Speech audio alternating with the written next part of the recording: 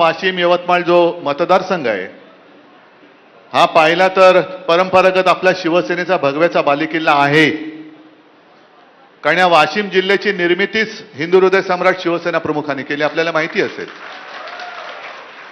आणि सातत्याने इथून तुम्ही सगळ्यांनी ज्याच्या हातामध्ये भगवा आहे तो आपला व्यक्ती न बघता मतदान केलं.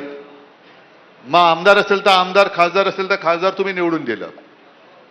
पण नजर लागली, मी म्हणतोय ते एवढ्यासाठी की एक 2-4 वर्षापासून गद्दारीची कीड इकडे लागली.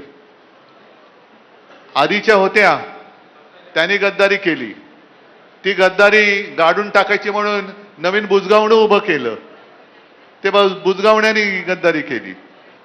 पण आता मात्र गद्दारीला थारा द्यायचा नाही, नमक हरामीला थारा द्यायचा नाही म्हणजे नाही. कारण मी नमक हराम हा शब्द एवढ्यासाठी वापरतोय, मी मुद्दाहून बघितलं की नमक हरामी शिवी आहे का? नाहीये.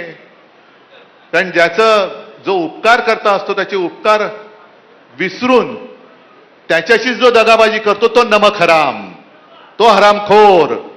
आणि तसे सगळे नमक हराम, मेंढ्यापासून सगळे नमक हराम आहेत, हरामखोर आहेत.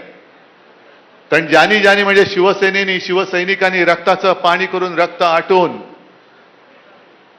स्वतः काही बघितलं नाहीत तुम्ही, ना कधी विधान भवनात आलात ना कधी संसदेत गेलात.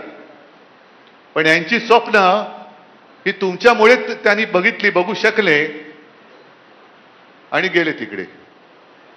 पण हे लुटारू एवढे माजलेत